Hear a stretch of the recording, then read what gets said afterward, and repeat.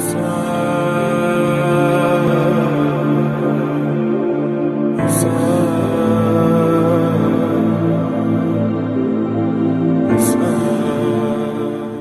حول ولا قوة إلا بالله العلي العظيم حسبنا الله ونعم الوكيل نعم المولى ونعم النصير أعوذ بالله من الشيطان اللعين الرجيم بسم الله الرحمن الرحيم الحمد لله رب العالمين والصلاة والسلام على أشرف الأنبياء والمرسلين سيدنا ونبينا وشفيع ذنوبنا مولانا أبي القاسم محمد وعلى أهل بيته الطيبين الطاهرين المعصومين المنتجبين المنتخبين المظلومين ولعنة الله على أعدائهم أجمعين من الآن إلى قيام يوم الدين آمين يا أحكم الحاكمين أما بعد فقد قال الله سبحانه وتعالى في القرآن الكريم بسم الله الرحمن الرحيم إن الذين قالوا ربنا الله ثم استقاموا تتنزل عليهم الملائكة ألا تخافوا ولا تحزنوا صلوات بر محمد وآل محمد معزز سامعین، ناظرین، عزاداران ابو عبداللہ الحسین علیہ السلام، اسلام دین عقیدہ و عمل کے عنوان پر جس عشرہ مجالس کا انعقاد کیا گیا ہے یہ اس کی چوتھی مجلس ہے، اور آپ کی سماعتوں کی نظر اپنے ٹوٹے پھوٹے معروضات پیش کرنے کی مسلسل سعادت حاصل کر رہا ہوں۔ سورہ فصلت کی آیت نمبر 30 کو سرنامہ کلام کے طور پر منتخب کیا ہے، جس میں ارشاد حضرت احدیت ہو رہا ہے کہ وہ لوگ جو کہتے ہیں کہ اللہ ہمارا رب ہے اور پھر اس عقیدے پر باقی رہتے ہیں، ان کے پائے استقامت میں کوئی لرزش نہیں آتی ہے، کوئی لغزش نہیں ہوتی ہے اس عقیدے میں، وہ اس پر باقی رہتے ہیں، استقامت دکھاتے ہیں، ان پر ملائکہ نازل ہوتے ہیں اور ان سے کہتے ہیں کہ نہ تم ڈرو اور نہ حزن و ملال کرو، اور اس جنت کا مزہ لو کہ جس کا تم سے وعدہ کیا گیا ہے۔ وَأَبْشِرُوا بِالْجَنَّةِ الَّتِي كُنْتُمْ تُوعَدُونَ وَأَبْشِرُوا بِالْجَنَّةِ الَّتِي كُنْتُمْ تُوعَدُونَ، یعنی وہ جنت کہ جس کا تم سے وعدہ کیا گیا ہے ایسے نیک بندوں کے لیے جو عقائد اور اعمال کی دنیا میں صحت کے ساتھ آگے بڑھتے ہیں، صحیح عقیدے کو حاصل کرتے ہیں اور پھر اس پر باقی رہتے ہیں اور اپنے اعمال سے اس صحیح عقیدے کی صحت کی ترجمانی کرتے ہیں، اس پر دلیل قائم کرتے ہیں کہ جو اصول عقائد انہوں نے حاصل کیے وہ درست ہے، اور جس چیز کو مانا اس کو عملاً کر کے بھی دکھایا۔ ہماری گفتگو جو پچھلی مجلس میں جہاں پر بات کو ختم کیا تھا، آپ حضرات کی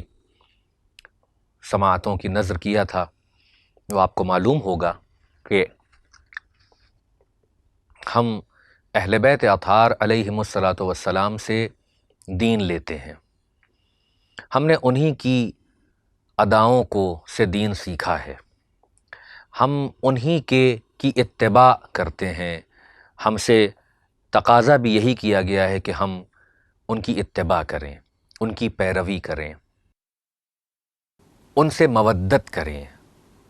محبت کے ساتھ مودت کا بھی تقاضا، یعنی جب ان کو آقا مانے، رہبر مانے، اللہ کا ولی مانے، اللہ کی طرف سے ہادی اور رہنما مانے، اور ان کو اللہ کی حجت اللہ البالغہ مانے،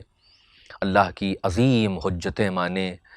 اللہ کا باب مانے کہ جس کے ذریعے سے اللہ ہدایت کرتا ہے اور نعمتیں عطا کرتا ہے،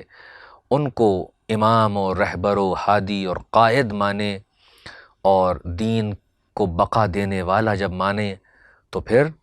ان کی اتباع بھی کریں، ان کی پیروی کریں، اپنے عمل سے وہ ریفلیکٹ کریں کہ جو مانتے ہیں۔ اور یہیں سے اپنی بات کو پھر آگے بڑھاتا ہوں کہ جو ان کی مرضی ہے، جو ان کی خواہش ہے، جو انہوں نے ہم سے تمنا کی ہے، خواہش کی ہے، اس کا احترام، اس کو سامنے رکھنا۔ اس لیے کہ یہ بات یاد رکھیے گا کہ جب آپ دل و جان سے اہل بیت سے محبت کرتے ہیں، ہماری زندگی کا کل سرمایہ کیا ہے؟ اہل بیت علیہم الصلاۃ والسلام، اور ان کی محبت، ان کی ولایت، ان پر جان نچھاور کرنا، ان کے فضائل کو سن کے خوش ہونا۔ یہ دلیل ہے کہ ہماری ماؤں نے اس امانت میں کوئی خیانت نہیں کی ہے، بالکل عدل کے ساتھ اس امانت کو پہنچا دیا ہے۔ اس لیے کہ قول معصوم ہے کہ جب تم کبھی بھی ہماری محبت کی ٹھنڈک اپنے دلوں میں محسوس کرو تو فوراً اپنی ماؤں کو دعا دیا کرو۔ یعنی یہ ان کا کام ہے کہ انہوں نے اس امانت کو بغیر کسی ملاوٹ کے، بغیر کسی خرابی کے ہم تک پہنچایا ہے، اور ہم ذکر اہل بیت سن کے خوش ہوتے ہیں، ان کی خوشی میں خوش ہوتے ہیں، ان کے غم میں غمگین ہوتے ہیں۔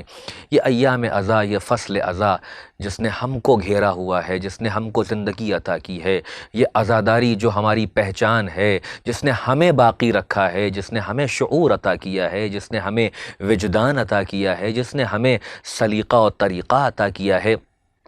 یہ اس عزاداری میں ہم مودت قربہ کے نمونے جو ہیں وہ ہمارے سامنے ہیں، اور ہم زکوٰۃ محبت ادا کرتے ہیں، ہم رسول اللہ اور ان کی آل پاک علیہم الصلاۃ والسلام سے عقیدت کا اظہار کرتے ہیں، خراج عقیدت پیش کرتے ہیں۔ لیکن یہ فقط 2 مہینے تک جو ہے محدود نہ ہو جائے، بلکہ جہاں سے آپ کو آگے لے جانا ہے آج وہ یہ کہ اہل بیت علیہم الصلاۃ والسلام کی جو خواہش ہے اس کا احترام اور اس کو مقدم رکھنا۔ آپ جانتے ہیں کہ یہ مشیت اللہ ہیں، یہ ارادت اللہ ہیں۔ کلام معصوم ہے کہ نحن مشیت اللہ، ہم اللہ کی مشیت ہیں، وَنَحْنُ إِرَادَةُ اللہ، ہم اللہ کا ارادہ ہیں۔ یعنی جو یہ چاہ رہے ہیں یہ وہی ہے کہ جو اللہ چاہ رہا ہے، جو یہ کہہ رہے ہیں یعنی اللہ نے کہا، اللہ نے ان سے، یعنی یہ ہیں وہ کہ جن کے ذریعے سے خدا کی چاہت معلوم ہوتی ہے، خدا کی مرضی معلوم ہوتی ہے، خدا کا غضب معلوم ہوتا ہے۔ جس بات سے یہ روکیں اور جس بات سے ناراضگی کا اظہار کریں اور براعت کریں، اس سے اللہ نے روکا، اللہ نے براعت کی، اللہ نے ناراضگی، اللہ کی ناراضگی اس میں ہے۔ اور جس بات میں یہ خوش ہوں، جس بات کو ریکمنڈ کریں، جس بات کی خواہش کریں، جس بات کا امر دیں اور حکم دیں، یعنی اللہ نے ایسا کیا۔ تو یہ وہ معصوم حجتیں ہیں کہ جو مشیت اللہ ہیں، جو علم الہی کا خزانہ ہیں، جہاں سے اللہ کی صفاتوں کا ظہور، صفاتوں کا آئینہ ہیں، یہ انعکاس کرتے ہیں خدا کی صفات جمال و کمال کا۔ ان کی مرضی اصل ہے، اور جب یہ عقیدہ ہمیں دیں، یہی بتاتے ہیں کہ اصول عقائد کیا ہیں، تو ہمیں ان اصولوں کو دیکھنا ہے، ان پر غور و فکر کرنا ہے، ان کو دل و جان میں بسانا ہے۔ انہوں نے کہا ہے، یہ ہیں کہ جو دلیل توحید فراہم کرتے ہیں، یہ ہے کہ جو رسالتوں پہ دلیل محکم عطا کرتے ہیں، یہ ہیں کہ جو امامت پر مہر لگا دیتے ہیں، یہ ہیں کہ جو وجود قیامت اور یقین قیامت کو جنہوں نے ہم تک پہنچایا ہے، یہ ہیں کہ جنہوں نے عدل الہی کو ہم تک پہنچایا ہے اور اس کے مظہر ہیں۔ لہٰذا جہاں ان سے عقائد ہم نے لیے ہیں اور اصول عقائد لیے ہیں، وہیں تمام فروعات بھی ہمیں انہی سے لینے ہیں۔ آپ کی خدمت میں عرض کر رہا تھا کہ اہل بیت کا ماننے والا نماز کو خفیف نہیں جان سکتا، نماز کو ہلکا نہیں کر سکتا، نماز کی اہمیت سے غافل نہیں ہو سکتا، اور اگر ایسا وہ کر رہا ہے تو اس کا مطلب یہ ہے کہ زندگانی دنیا میں وہ ایسا مصروف ہو گیا ہے کہ وہ تعلیمات اہل بیت، کلمات اہل بیت، نور اہل بیت سے خود اس نے اپنے کو دنیا پرستی کی وجہ سے دور کر لیا ہے، گناہوں کے سبب سے دور کر لیا ہے۔ یہ الگ بات ہے کہ وہ اہل بیت کی محبت رکھتا ہے، اس کی محبت پر کوئی کویسچن مارک نہیں لگا سکتا، نہ اس کے بارے میں کوئی فیصلہ ہم اور آپ کر سکتے ہیں کہ وہ کس ٹائپ کا ہے۔ لیکن ہاں، یہ دیکھ کے معلوم ہوتا ہے کہ اگر وہ اپنی محبت میں کچھ سٹیجز آگے بڑھ جاتا اور خالص ہوتا اور آگے بڑھتا، تو پھر یہ اس محبت کا تقاضا ہے کہ جس سے محبت کی ہے اس کی پسند کو اپنایا جائے، جس کو اپنا آقا مانا ہے، رہبر مانا ہے اور ہر لحاظ سے کامل مانا ہے۔ انسان ہائے کامل ہے نا یہ، تو جب یہ کوئی بات کہیں تو اس کے اندر ہزار حکمتیں ہوتی ہیں، ہزار فوائد ہوتے ہیں انسانیت کی فلاح اور بہبودی کے لیے، اور اگر انسان اسے اختیار نہ کرے تو یا تو وہ یہ کہہ رہا ہے کہ امام نے کہا تو ہے مگر میری عقل یہ کہتی ہے، معاذ اللہ، خدا نخواستہ اگر یہ نظریہ ہو جائے تو بھی دیکھیے یہی عقیدے کی خرابی، یعنی آپ نے انہیں کل علم نہیں مانا، آپ نے انہیں کل حکمت نہیں مانا۔ کیا آپ یہ حدیث نہیں سنتے ہیں کہ رسول اللہ صلی اللہ علیہ وآلہ وسلم نے فرمایا انا دار الحکمہ وعلی بابہا، انا مدینۃ العلم وعلی بابہا، میں شہر علم ہوں، علی اس کا دروازہ ہے، میں حکمت کا گھر ہوں، علی اس کا دروازہ ہے۔ یہ سب جو ہیں وہ اللہ کا علم اپنے اندر رکھتے ہیں، یہ علم قرآن اور حقیقت قرآن اپنے وجود میں رکھتے ہیں۔ ان کے یہاں پلک جھپکنے کے لیے بھی کسی طرح کا کوئی عیب، کوئی کمی، کوئی برائی، کوئی سہو و نسیان، کسی طرح کا ترک اولا، کوئی لغزش، کوئی کمی پھٹک بھی نہیں سکتی ہے۔ یہ اتنے مقدس، یہ اتنے معصوم، یہ اتنے کامل علم اور تقوی والے لوگ ہیں، لہذا جب یہ کوئی بات کہیں تو پھر اس سے انکار کرنا یا اس سے دامن بچانا یا اس سے غفلت اختیار کرنا یا اس کو کم امپورٹنس دینا، اس کا مطلب کہ ہم نے ان کو ابھی قاعدے سے جو حق ہے ان کی ولایت و امامت کا وہ نہیں مانا۔ یا دوسرا مطلب یہ ہے کہ زبان سے کہا ہے، ابھی دل و جان میں اس حقیقت کا اعتراف نہیں کیا ہے۔ میرے محترم سامعین اور ناظرین، جو بات آپ تک پہنچانا مقصود ہے اور بغیر کسی کڑواہٹ کے، اس لیے کہ اپنے نفس کو شامل کر کے یہ بات کہہ رہا ہوں کہ یہ جو عقیدے اور عمل کی دنیا ہے، قرآن مجید نے اس پر بہت زیادہ اس پر زور دیا۔ دین کی، میں نے آپ سے کہا تھا، اساس ہیں یہ دونوں چیزیں، یعنی عقیدہ وہ باطن ہے، باطنی چیز ہے کہ جو بنیاد بنتی ہے، اور اس پر جو عمارت کھڑی ہوتی ہے وہ علم ہے، وہ عمل ہے۔ عمل اور عقیدہ ان دونوں کو کوئی جدا نہیں کر سکتا ہے، یہ لازم و ملزوم ہے۔ نہیں کہا گیا ہے کہ بس اور بس عقائد کو مان لو اور عمل نہیں کرو، اور نہ یہ کہا گیا ہے کہ عمل کرتے رہو مگر پشت پر صحیح عقیدہ نہ ہو، ضرورت ہی نہیں ہے۔ نماز پڑھتے رہو، یہ مت غور و فکر کرو کہ کس کی نماز پڑھ رہے ہیں، کون اللہ کن صفات کا حامل ہے، اس کا کیا ہم پر کرم اور رحم ہے، نہ یہ سب غور نہیں کرو، بس نماز پڑھو۔ ایک جمناسٹکس نہیں بنانا ہے، یعنی آپ سے یہ کہا گیا ہے کہ آپ اور ہم عمل اور عقیدے کو ساتھ لے کے چلیں۔ عقائد پہلے ہیں، مقدم ہیں، عقائد درست ہوں بچپنے سے، اسی لیے کہا گیا کہ بچوں کے ساتھ بیٹھیں، بچوں کے ساتھ غور و فکر کریں، بچوں کے ساتھ ڈائیلاگ کریں۔ آج زمانہ اتنا ترقی یافتہ ہے، اتنا زیادہ یلغار ہے، عقائد کی مختلف آئیڈیالوجیز ہمارے سامنے پیش کی جا رہی ہیں، یعنی الحاد اور کفر اور شرک اور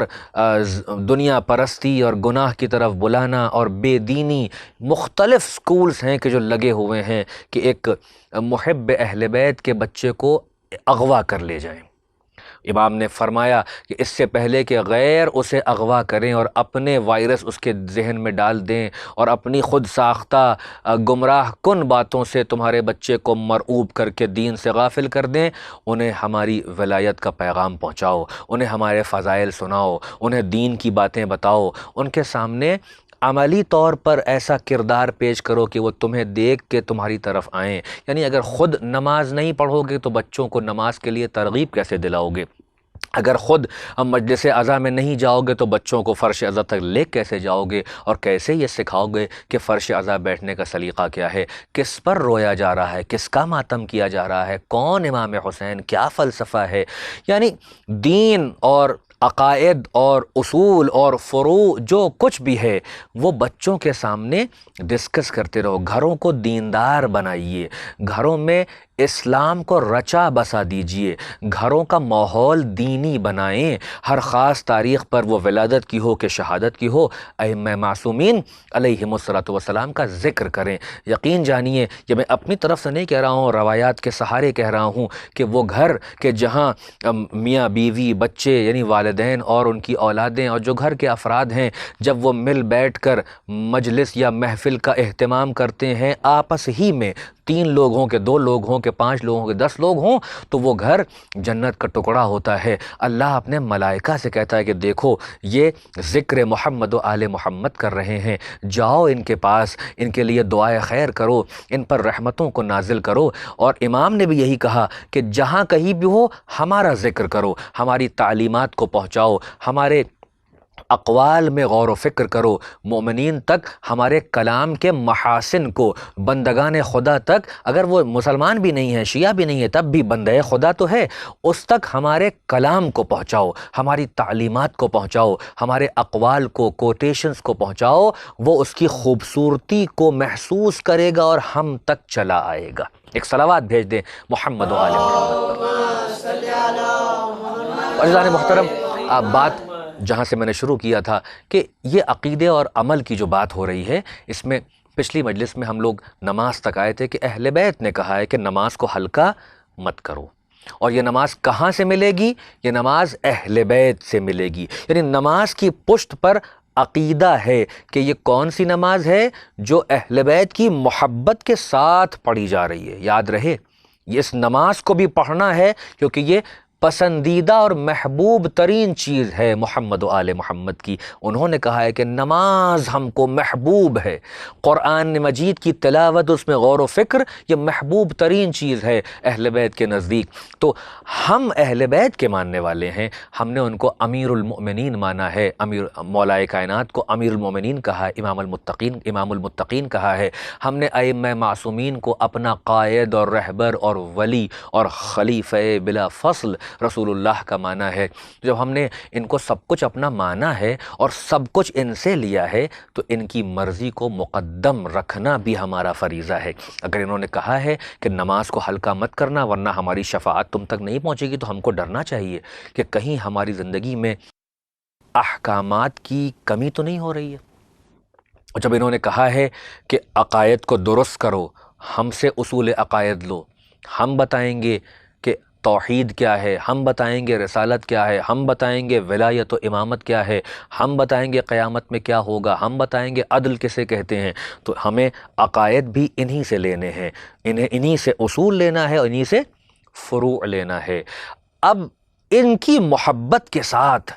ان کی ولایت کے حصار میں داخل ہو کر ہمیں نماز پڑھنی ہے. اس نماز کا مزہ ہی کچھ اور ہوتا ہے. کیوں؟ یہ وہ نماز ہے کہ جس کو ختم المرسلین نے پڑھا, یہ وہ نماز ہے جو انبیاء و مرسلین کی زینت تھی, یہ وہ نماز ہے کہ جس کو امیر المؤمنین نے ادا کیا اور سجدے میں سر رکھ کے راز و نیاز کرتے تھے اپنے پروردگار سے, یہ وہ نماز ہے جس کو سید الساجدین نے پڑھا, یہ وہ نماز ہے, یہ وہ سجدہ ہے کہ جس کو ابو عبداللہ الحسین سید الشہداء نے ادا کیا, یہ وہ نماز ہے کہ جب صدیقۃ الکبریٰ اپنے محراب میں جاتی تھی اور مصلی عبادت پہ کھڑی ہوتی تھیں تو ان کے نور سے کائنات جو ہے وہ جگمگا اٹھتی تھی. جس کو فاطمہ نے پڑھا, جس کو حسن نے پڑھا, جس کو حسین نے پڑھا, جس کو زین العابدین نے پڑھا, محمد باقر نے پڑھا, جعفر صادق نے پڑھا علیہم الصلاۃ والسلام, اور جس کو وقت کا امام پڑھتا ہے. یعنی یہ وہ خضوع و خشوع اور یہ وہ بندگان خدا ہیں کہ جنہوں نے نماز کو شکل عطا کی ہے. یہ نہ ہوتے تو کائنات میں کوئی نماز نہیں پڑھ سکتا تھا. اگر یہ لا الہ الا اللہ نہ کہتے تو کوئی سمجھ ہی نہیں سکتا تھا کہ اسے لا الہ الا اللہ کیسے کہا جائے گا. اگر یہ اللہ اکبر نہ کہتے تو کوئی مخلوق اپنی طرف سے اللہ اکبر کہہ نہیں سکتی تھی. فقط کہا نہیں ہے بلکہ معنی بھی بتایا ہے انہوں نے سب سے پہلے لا الہ الا اللہ کہا، سبحان اللہ کہا، الحمدللہ کہا، اللہ اکبر کہا، اس کی تمجید کی، اس کی تسبیح کی، اس کی تکبیر کی، اس کی تعریف کی۔ یہ ہیں کہ جو مقام نور میں اور وادی نور میں اور اس جلوتگاہ نور میں، یہ ہیں وہ کہ جو پہلی مخلوق ہیں اللہ کی، اول ما خلق اللہ نوری کی منزل پر ہیں۔ یہ جو کہیں گے اب وہ دین بنے گا، یہ جو کریں گے وہ دین کا حصہ اور شریعت کا پارٹ بنے گا۔ لہٰذا ان کی محبت، ان کی ولایت، ان کی امامت کے اقرار کے بعد ان کو اپنا آقا اور رہبر مان کر، ان کو حجت خدا مان کر، ان کی محبت میں نماز کو پڑھنا ہے۔ اصل میں حق تو محب اہل بیت کا ہے کہ وہ نمازوں میں بھی آگے دکھائی دے، وہ فروعات میں بھی آگے دکھائی دے، وہ امر بالمعروف بھی کرتا ہوا نظر آئے، وہ برائیوں سے روکتا ہوا بھی نظر آئے، وہ تزکیہ نفس میں بھی آگے نظر آئے، وہ بندگان خدا سے محبت میں بھی آگے نظر آئے، وہ ان کی نیڈز کو پورا کرتے ہوئے بھی نظر آئے، وہ ان کی ضروریات کو پورا کرتے ہوئے بھی نظر آئے، وہ سماج میں علم کو حاصل بھی کرے اور علم کو فروغ بھی دے، وہ یونیورسٹیز اور کالجز کا قیام کرے،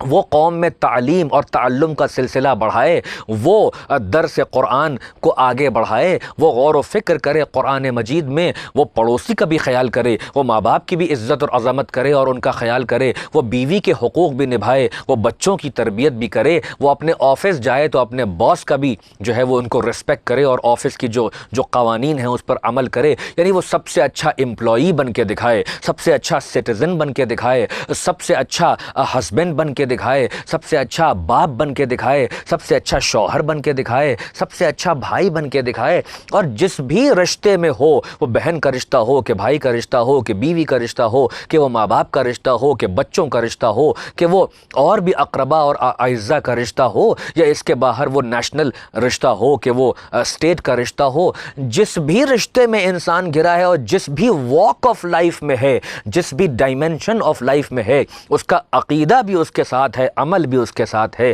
یعنی مضبوط عقائد لینا ہو تو اہل بیت اطہار سے لینا ہوگا، اور اگر اعمال میں ان کو رول ماڈل نہیں مانا تو پھر کوئی عمل کی گارنٹی نہیں ہے۔ یعنی ان کی محبت کے ساتھ ان سے عقائد لے کے اسی کے مطابق عمل کرنا ہے، تاکہ اہل بیت والے پہچانے جائیں کہ یہ ہیں علی کے چاہنے والے، یہ ہیں حسین کے چاہنے والے، یہ ہیں سید سجاد کے چاہنے والے، یہ ہیں آخر الزمان کے ماننے والے، کہ یہ جس بھی دائرہ زندگی میں ہوا کرتے ہیں یہ وہاں پرفیکٹ نظر آتے ہیں، یہ وہاں اچھے نظر آتے ہیں، یہ قابل تعریف اعمال کرتے ہیں، یہ احسن قول بھی رکھتے ہیں، احسن عمل بھی رکھتے ہیں۔ یعنی عقائد بھی ان کے پختہ ہیں، عقائد بھی ان کے درست ہیں، اور اعمال کی عمارت بھی ان کی بلند اور مضبوط ہوتی چلی جا رہی ہے۔ صلوات بھیج دے محمد و آل محمد۔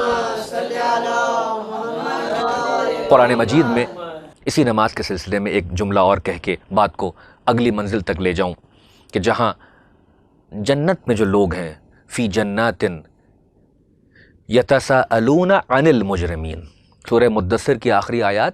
کہ وہ لوگ کہ جو جنت میں ہیں، جنتی افراد ہیں، وہ مجرمین سے سوال کریں گے۔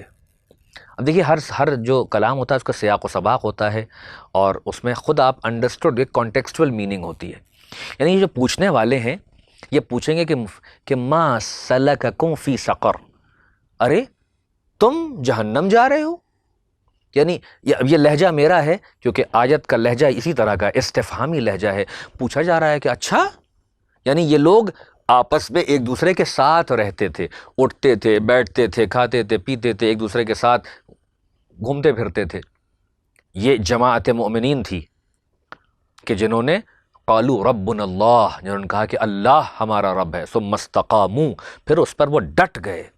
اللہ کے علاوہ کوئی اس کائنات میں رب نہیں ہے، کوئی خالق نہیں ہے، کوئی مالک نہیں ہے، کوئی ایسا نہیں ہے کہ جو لائق سجدہ ہو، جو لائق عبادت ہو، اس کے علاوہ کوئی نہیں ہے کہ جو ہمیں وجود عطا کر دے، طاقت عطا کر دے، پوٹینشل عطا کر دے، رزق عطا کرے۔ وہی ہے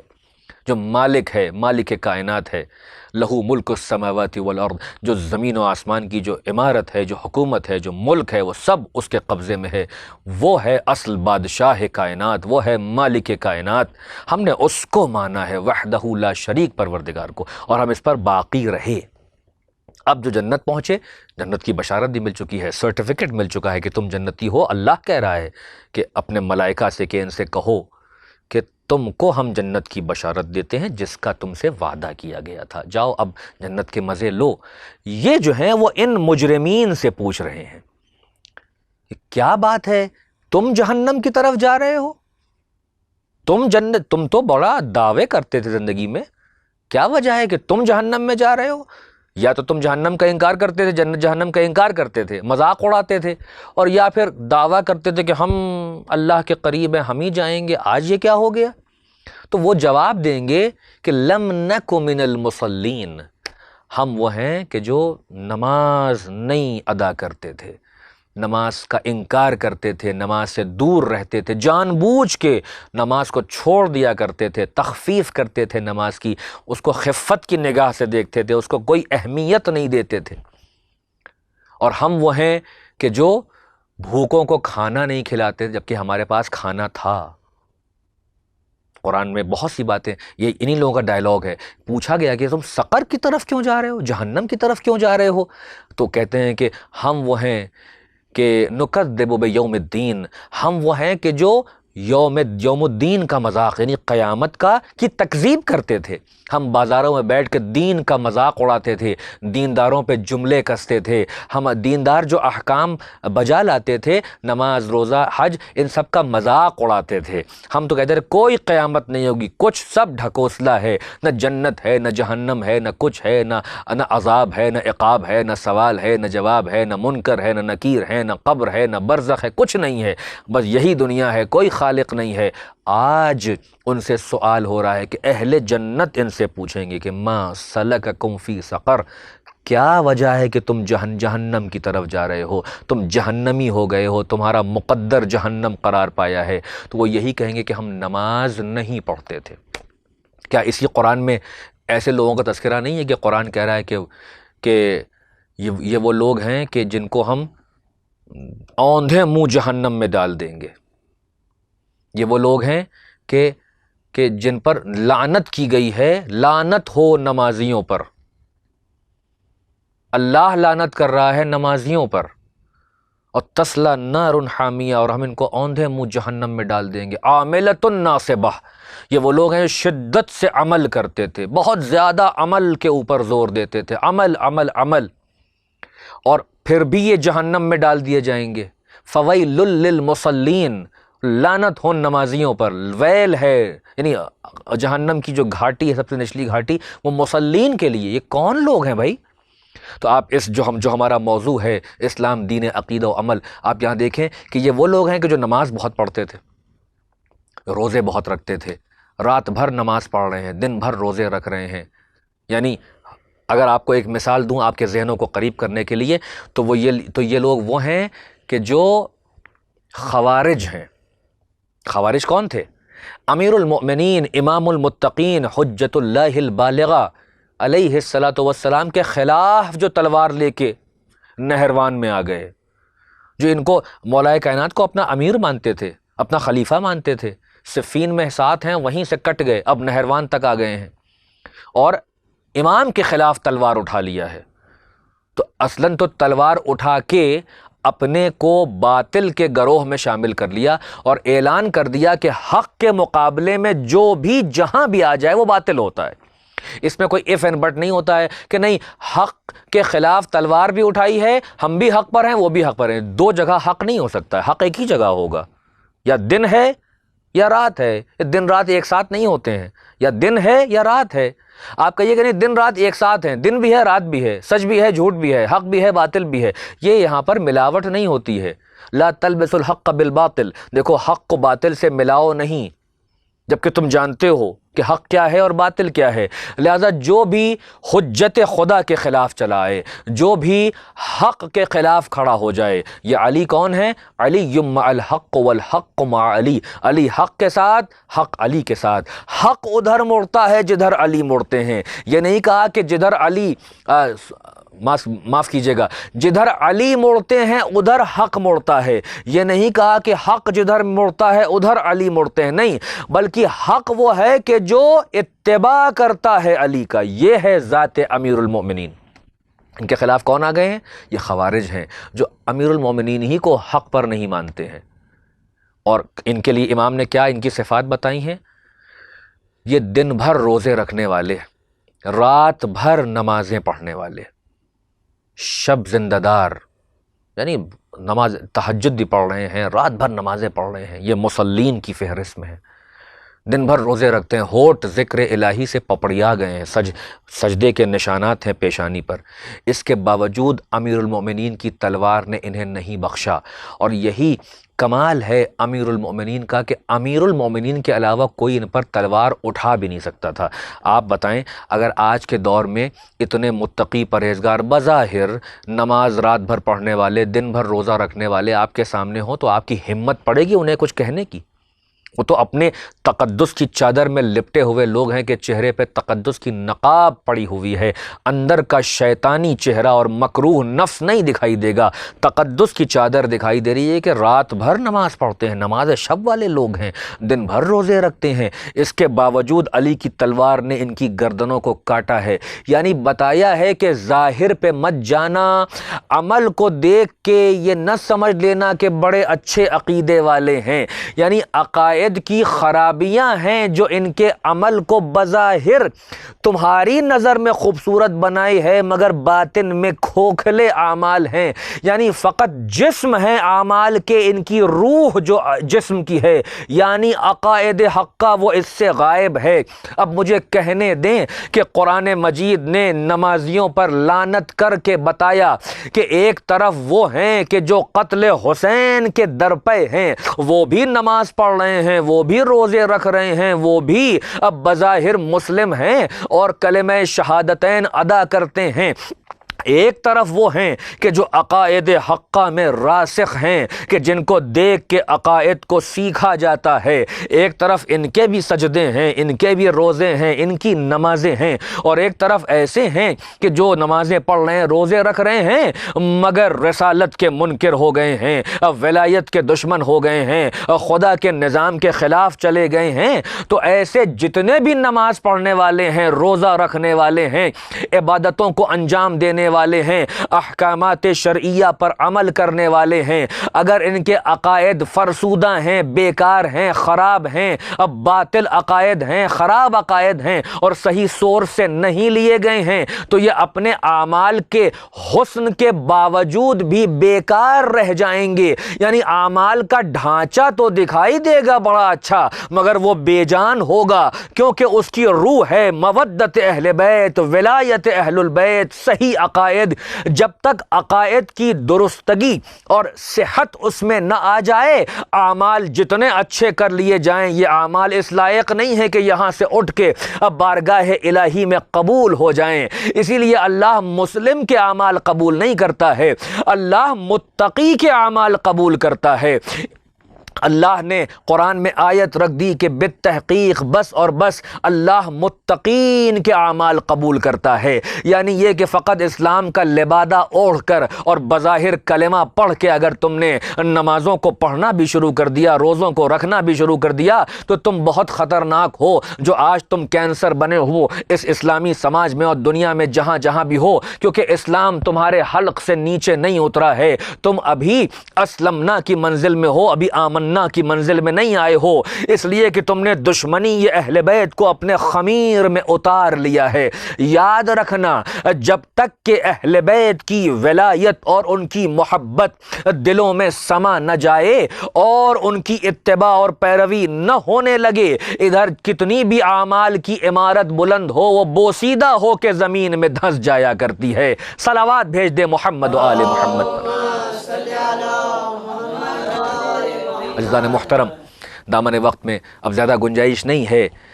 یہ وہ لوگ ہیں کہ جن سے مومنین سوال کر رہے ہیں، اہل جنت سوال کر رہے ہیں، انہوں نے کیا کہا؟ لم نک من المصلین، ہم نماز نہیں پڑھتے تھے۔ ایک تو نماز ہی نہیں پڑھتے تھے، بعض وہ ہیں کہ قرآن کہہ رہا ہے کہ عاملۃ ناصبہ تصلی نارا حامیہ، جو بہت زیادہ عمل کرتے تھے مگر عقیدے میں کمزور اور کچے اور بیکار تھے، یا انہوں نے ہمارے رہنماؤں سے عقیدہ نہیں لیا تھا، اپنی دکانیں عقیدے کی کھول لی تھیں، ان کے پیرلل اپنی دکانیں عقائد کی سجائے ہوئے تھے اور اسی بنیاد پر عمل کر رہے تھے، ان کو ہم اوندھے منہ جہنم میں ڈال دیں گے۔ یہ ایک طبقہ ہے۔ یا یہ کہ اہل بیت کے فرض سامنے ہیں مگر انکار کر رہے ہیں، کبھی زہر سے شہید کر رہے ہیں، کبھی تلوار ان کے خلاف اٹھا رہے ہیں، کبھی ان کے خلاف مکر کر رہے ہیں، کبھی فریب کر رہے ہیں، کبھی ان کے قتل کی سازش کر رہے ہیں، کبھی جو ہے آگ اور لکڑی لے کے پہنچے جا رہے ہیں۔ یعنی یہ تمام لوگ ہیں کہ یہ سب مسلمان ہیں، یہ سب نماز پڑھنے والے ہیں، مگر ایسے عمل کی کوئی حیثیت نہیں ہے کہ جس کے پیچھے صحیح عقیدہ نہ ہو، یعنی عقیدہ ہی خراب تھا، لہذا شیطانی عمل وجود میں آ رہے تھے۔ صلوات بھیج دے محمد و آل محمد۔ تو انہوں نے کہا، ان لوگوں نے کہ جو سقر والے ہیں، جہنم والے ہیں، کہ ہم نماز نہیں پڑھتے تھے، ہم مسکینوں کو، یتیموں کو کھانا نہیں کھلاتے تھے، کھانا تھا مگر ویسٹ کر دیتے تھے۔ اب یہ ہمارے لیے پیغام ہے جو ان مجالس کا ہدف ہے کہ جہاں ہم فضائل بیان کریں، مصائب بیان کریں، تعلیمات اہل بیت کو پہنچائیں، ویسے ہی تہذیب نفس کے لیے باتیں پیش کریں، اہل بیت کی سیرت کے گوشے آپ کے سامنے پیش کریں، قرآن کی ہدایتوں کو پیش کریں، تاکہ منبر حسینی سے پیغام دین جاتا رہے، پیغام اہل بیت جاتا رہے۔ اہل بیت والے اور جو اہل بیت سے دور بھی ہیں وہ بھی ان تعلیمات کو سن کے، ان فقرات کو سن کے اسلام کے حقیقی چہرے کو پہچانیں کہ عقیدے اور عمل کی کتنی اہمیت ہے، اسلام نے کتنا زور دیا ہے صحیح کانسیپٹس پر، صحیح بلیفز پر، صحیح عقائد پر، تاکہ خوبصورت عقائد کے ساتھ، درست عقائد کے ساتھ، صحت مند عقائد کے ساتھ خوبصورت اعمال وجود میں آئیں۔ ہم کھانا نہیں کھلاتے تھے، کھانا ہوتا تھا مگر ہم اسے پھینک دیا کرتے تھے، غریبوں تک جاتے نہیں تھے، اس کی فکر نہیں تھی کہ بغل والے نے کھایا ہے کہ نہیں کھایا ہے، پڑوسی بھوکا تو نہیں سو گیا ہے، کوئی اگر دروازے پہ آیا تو سائل کو جھڑک دیا کرتے تھے۔ ہم جو ہیں وہ بازاروں میں گھوم پھر کے دین کا مذاق اڑاتے تھے، اہل دین کا مذاق اڑاتے تھے، جہنم کا انکار کرتے تھے، قیامت کا انکار کرتے تھے۔ عزاداروں، اہل بیت کے چاہنے والوں، ہمیں ان باتوں پر نگاہ رکھنا ہے کہ اللہ نے اگر ہم کو نعمتیں عطا کی ہیں، ہم کو رزق کی فراوانی عطا کی ہے، تو کہیں سماج میں ایسا تو نہیں ہے کہ ہمارے علم میں ہو اور ہمارے یہاں کھانا ویسٹ ہو رہا ہو اور وہ بھوکا رہ گیا ہو۔ یاد رکھیے گا، اگر ہم اس محرم میں یہ عزم کر لیں کہ ہم اہل بیت کی اس تعلیمات کو دنیا تک پہنچائیں گے کہ دیکھو یہ ہیں ڈیوائن رول ماڈلز جنہوں نے زندگی بھر رات کے سناٹے میں بھوکوں تک روٹیوں کو پہنچایا ہے۔ کیا روایات میں نہیں ہے کہ جب ایک امام نے دوسرے امام کو، اپنے والد کو جب غسل دیا ہے تو یہاں پر نشانات پائے ہیں، یہ بوری کو لاد لاد کے لے جاتے ہیں۔ ارے یہ سامنے نہیں جاتے ہیں مسکین و یتیم کے کہ وہ دیکھ کے شرمندہ ہو جائے، یہ شرمندگی آنکھوں سے ظاہر ہو، بلکہ رات کے سناٹے میں یہ اللہ کی راہ میں مال کو قربان کرتے ہیں، کبھی علانیہ بھی کرتے ہیں، سامنے دیتے ہیں کہ دیکھو ہم نے اسے دیا ہے اللہ کے فضل سے، یہ اللہ کا حکم ہے کہ سائل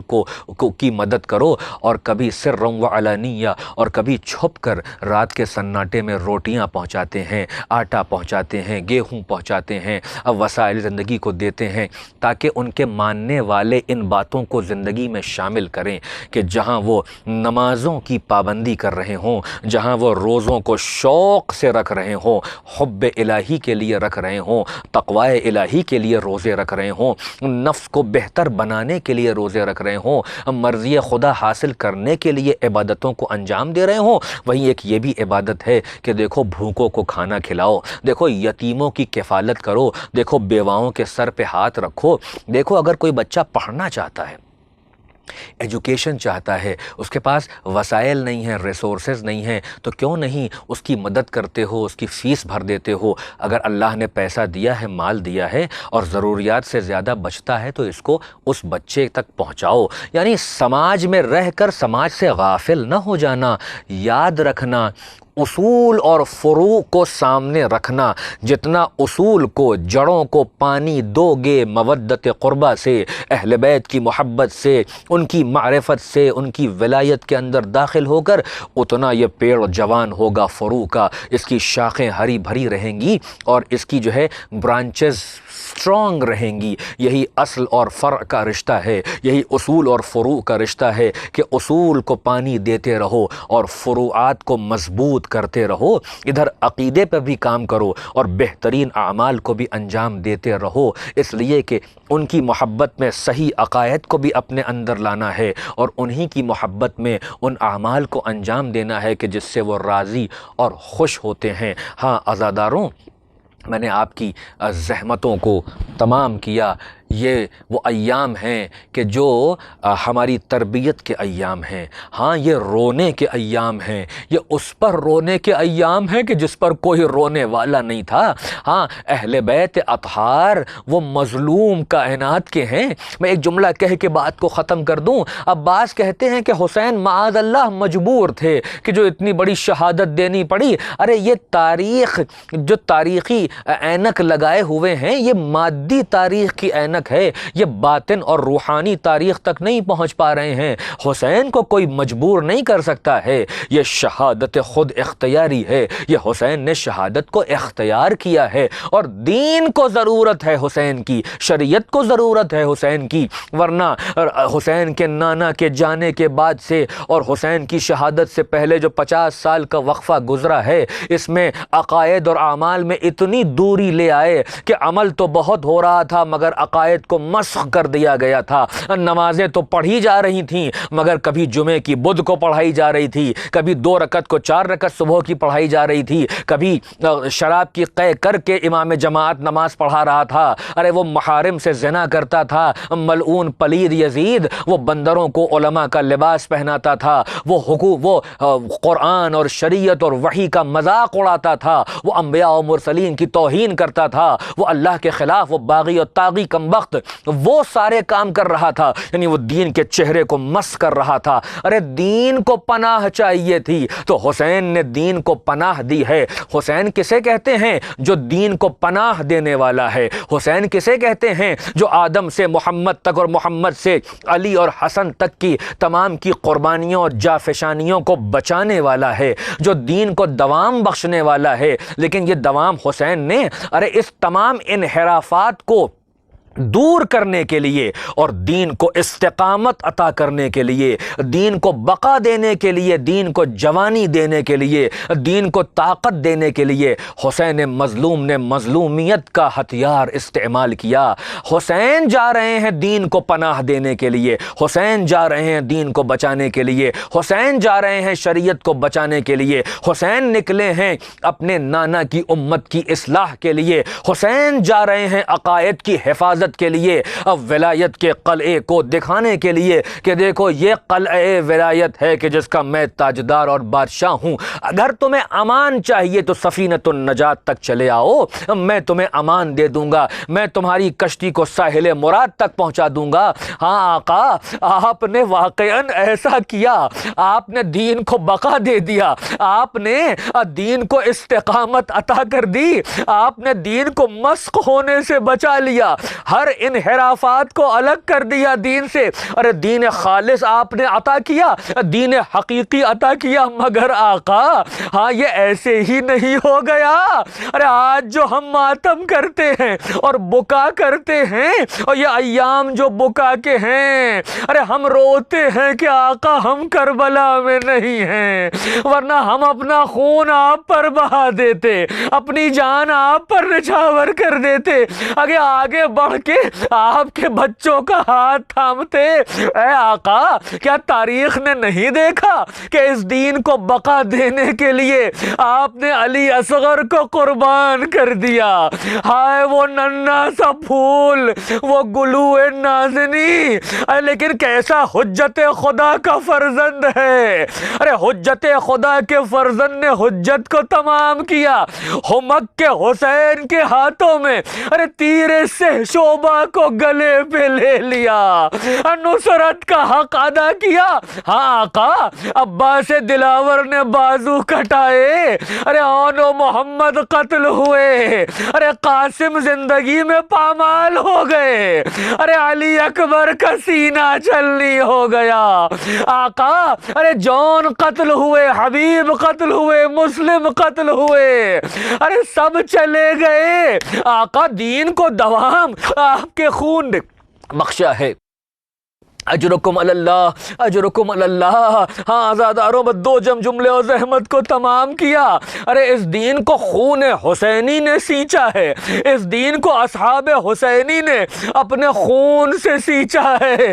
وہ رفقائے حسینی کہ جن کو جنت میں مقام دکھا بھی دیے گئے، ارے تب بھی وہ حسین کے دامن سے الگ نہیں ہوئے۔ یعنی عقائد کی وہ چٹانیں ہیں کہ جب امام کو امام مان لیا ہے، اللہ کی طرف سے امام مانا، جس کو اللہ نے امام بنایا، حجت بنایا، ولی بنایا، جب اس کے دامن سے متمسک ہو گئے تو اب اس جنت کی کوئی خواہش نہیں ہے، بلکہ قدم حسین میں اپنی جنت کو رکھا۔ آقا ارے ہم کو کاٹ بھی دیا جائے، ہم کو قتل کر دیا جائے، ہم آپ کی نصرت سے باز نہیں آئیں گے۔ بس مجھے انصاف سے بتائیے گا، ایسے رفقا حسین کے اور ایسا بھائی عباس حسین کا، ارے ان سب نے قربانیاں دی ہیں۔ حسین کا سوکھا گلا قربانیاں دے گیا، حسین کا خون ناحق قربانیاں دے گیا، وہ بھوکا پیاسا فاطمہ کا لال ارے کربلا میں شہید کر دیا گیا۔ اور اب جو حسین کے سر کو نو کے نیزہ پر بلند کیا گیا، تمام شہداء کے سر کو، تو زینب کی نگاہ، کل آپ نے سنا تھا حسین کے سر پہ پڑی، ارے زینب کی نگاہ عباس کے سر پہ بھی پڑتی تھی۔ ارے جس کا عباس جیسا بھائی ہو، اسے کسی خطرے کی کوئی ضرورت نہیں تھی، ارے خطرہ اسے چھو بھی نہیں سکتا تھا۔ اجرکم علی اللہ، مگر زینب کا بھائی عباس، ایسا دلاور عباس جب کربلا میں قتل کیا گیا، ارے زینب عباس کے چہرے کو دیکھتی ہیں اور روایت کہتی ہے کہ ابو الفضل عباس کا سر نو کے نیزہ پہ ٹھہر نہیں پاتا تھا۔ اجرکم علی اللہ، وہ غیور با وفا عباس کہ اپنی بہنوں کے کھلے سر کو دیکھ نہیں پا رہے ہیں، ارے بار بار سر عباس گر جاتا ہے، ظالم نے اپنے گھوڑے کی گردن سے باندھ دیا۔